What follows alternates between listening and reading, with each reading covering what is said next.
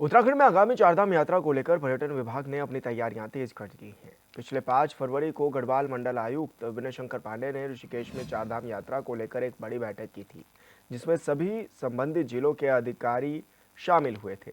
अब सभी विभाग अपने स्तर से यात्रा को सफल बनाने की तैयारियों में जुट गए हैं।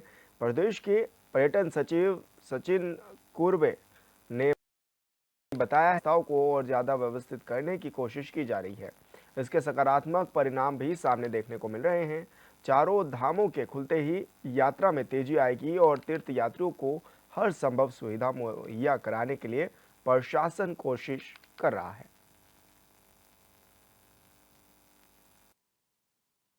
देखिए, आदि कैलाश ओम पर्वत इसके संदर्भ में पिछले ये यात्रा तो पहले से भी चलती आई है, लेकिन इसको एक हाई एंड का प्रोडक्ट बनाने के पॉइंट ऑफ व्यू से पिछले साल से हमने इसको एरियल सर्विस भी इसमें शुरू कराई है।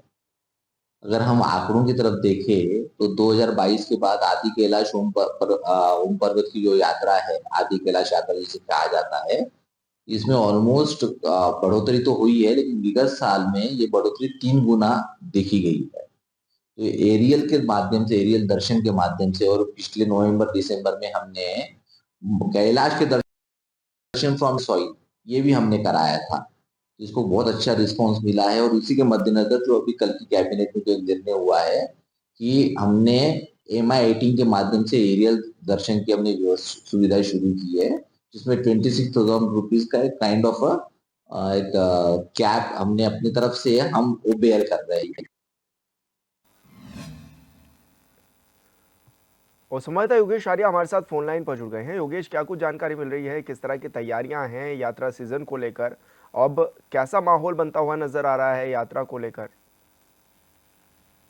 हाँ देखिए, बिल्कुल जिस तरह से चारधाम यात्रा को लेकर के जो है पर्यटन विभाग ने अपनी तैयारी तेज की है। विगत 5 फरवरी को गढ़वाल मंडल के जो मंडलायुक्त थे उन्होंने भी बैठक की थी, और साथ ही साथ एक बड़ी बैठक के बाद जो है सभी जो संचालित जिले हैं उनके अधिकारियों से फीडबैक दिया था और उस स्तर पर सफल बनाने को यात्रा को तैयारी के बारे में बातचीत की थी। और देखिए, जिस तरह से देखा जाए कि आगामी जो है उसकी तैयारियां तेज कर दी गई हैं और तमाम व्यवस्थाओं को लेकर बात की जा रही है। साथ ही आगामी जितने भी चार धाम है उस पर कितना बेहतर जो है व्यवस्था जो है आने वाले तीर्थ यात्री को दी जा सकती है, उसके लिए हर संभव जो है प्रयास जो है प्रशासन करता नजर आ रहा है। जिस तरह से सचिव पर्यटन विभाग के सचिन कुर्वे ने बताया कि वो लगातार जो है तैयारी करा रहे हैं, तैयारी का जायजा ले रहे हैं, फीडबैक सरकार को भेजने का काम कर रहे हैं, ताकि आने वाले कल में चाहे केदारनाथ की बात हो, यमुनोत्री धाम की बात हो, गंगोत्री धाम की बात हो, बद्रीनाथ के धाम हो, इन चारों धामों पर किसी भी प्रकार की कोई समस्या आने वाले तीर्थ यात्री को ना हो और तमाम व्यवस्थाएं बेहतर रहे। जी।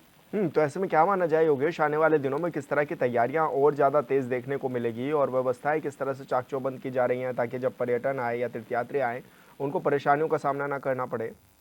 देखिए, बिल्कुल जिस तरह से देखा जाए कि आने वाले कल में किसी को परेशानी ना हो, इसका खासा ख्याल रखते हुए, चाहे वो हेली की सेवा हो, चाहे वो खच्चर की सेवा हो, चाहे वो होटल की रुकने की व्यवस्था हो, चाहे वहाँ पर डंडी पट्टी वाले लोगों को, तभी से व्यवस्था के बारे में बातचीत करके और व्यवस्था को बेहतर किया जा रहा है। जिस तरह से पंजीकरण की बात की जाए तो पंजीकरण को इस बार 24 घंटे के लिए 15 दिनों में रखा जाएगा। उसके बाद इसकी समय अवधि को बदला जाएगा, फिर 11 से रात के 11 बजे तक रहेगा।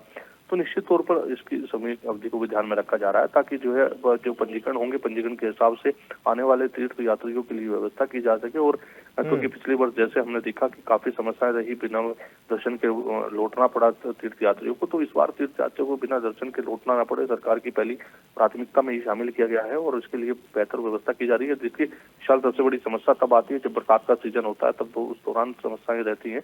उसको बेहतर करने के लिए इस बार तो और भी खासा ख्याल रखा जा रहा है। हेली सेवा जिस तरह से गंगोत्री धाम पर शुरू करने की बात की जा रही है, क्योंकि इस दौरान वहीं पर सबसे ज्यादा समस्याएं पिछली बार देखने को मिली थी, तो उसको बेहतर करने के लिए हेली सेवा की भी शुरुआत की जाए, तो निश्चित तौर पर तमाम व्यवस्थाएं बेहतर हों, उसके लिए लगातार प्रयास